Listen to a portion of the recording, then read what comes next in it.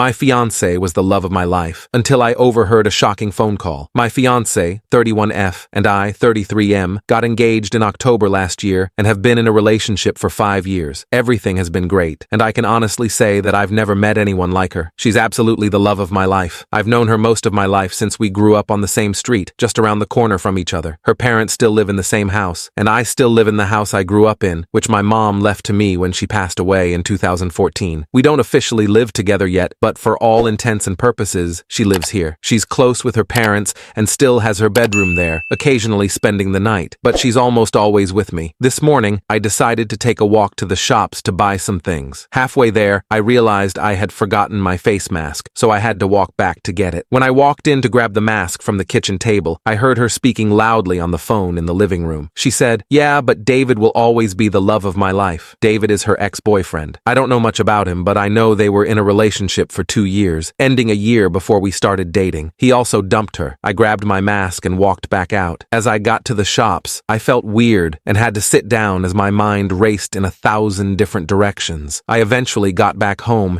and immediately told her I felt sick, sending her back to her parents' house because I didn't want her around while I was ill. Now, I'm lying in bed wondering what to do. I know she didn't do anything wrong. It's not like she cheated on me or intentionally tried to hurt me, but what's heard can't be unheard. She said the person she's agreed to marry isn't a patch on an ex she hasn't been with for 6 years. The fact she said he will always be the love of her life also means that it's a void game. Her heart's already been taken, and there's nothing I could ever do to change that. Also, what would happen if he did come back into her life? You can't turn down the love of your life when they come calling, and I'd be dumped quicker than yesterday's leftovers. So what do? Tell her I was eavesdropping and heard her say that? Just end the relationship with a vague reason like, "Oh, it's not you, it's me"? Swallow my pride and pretend I didn't hear it? Everything has been great, but there's no way on earth I want to be someone's second choice, especially when her ex is on her mind, and she would obviously be with him if she could. I'm thinking about just saying it's not working between us. Update 1. I was going to update sooner, but I've spent the last 3.5 days in a drunken stupor, so my apologies. I'll warn you, this is not a good update. After posting and receiving advice on Reddit on Thursday, I thought of telling her to come back on Thursday night so we could talk, but I settled on Friday morning instead as I wanted to get my head clearer. She still thought I was ill, so I needed time to think through what I was going to say. She came around on Friday morning at about 8 a.m. and must have seen right away that something was wrong because I looked stony-faced and the atmosphere was tense. I told her I wasn't really sick and that I had come back to retrieve my mask and heard her talking about David. Her face went completely pale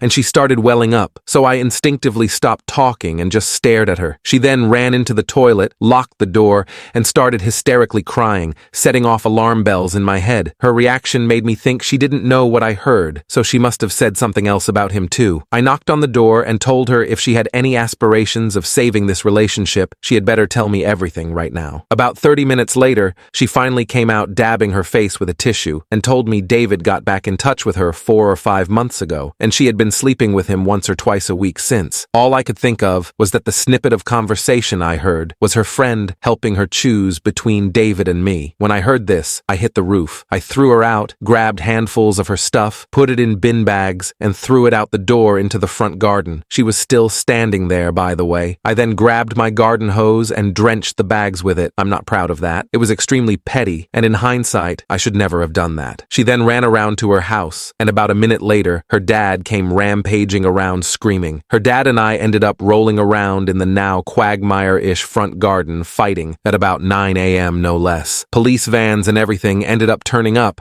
and half the street was out because of the ruckus. Afterward, I blocked her on everything and went to my friend's house, where the three of us spent the weekend and Monday drinking. When I got back in the house this morning, I noticed she had been back in at some point. She made the beds, did the washing, and ironed. I have no idea why she did this. As I'm writing this, she's tried to get in again. I haven't been able to change the locks yet, so I put the door chains on the front and back doors. From upstairs, I heard the door opening and the chains clanging as she tried to get in. There's also a note she put through the door. I don't even want to read it right now. I'm too hurt, hungry, and hungover to think about what she has to say. Update 2. Since everything that has happened, things have taken a turn for the worse. As many of you suggested, I sent an email to her father, explaining explaining my side of the story and apologizing for taking things public and embarrassing his daughter. But as I said previously, I acted instinctively. I didn't apologize for fighting him, as I was reacting to him coming at me. He accused me of biting his ear for some reason, so that's what was stuck in my teeth. I'm joking, of course, if you don't laugh. About a week ago, I went outside to find my car keyed from the passenger side wing mirror around to the boot. Last Sunday, I was walking down the road to meet a friend at the Arches, a place where we occasionally hang out and walk from an arched bridge. And as I was turning the corner, the local gossip called me a disgrace. I asked why, and she told me I'm a disgrace for beating up my ex-fiancée. Let's be clear here. I've never laid a finger on her in my life. Either she, her father, or someone else is spreading this lie, and my throwing out and hosing her belongings has given this lie authenticity. I haven't spoken to my ex, and she hasn't tried to contact me anymore. I think they're all on the same page now that I'm the bad guy. I've started the process of putting my house up for sale. I can't live here anymore. I wish I still had my mom to lean on. She would make things better. Sorry for the crappy update. Update 3. First of all, I would like to thank everyone who has reached out. I've tried to reply to everyone, and hopefully this update will help. I am still in my house, but will be renting it out rather than selling it. I can't, in good conscience,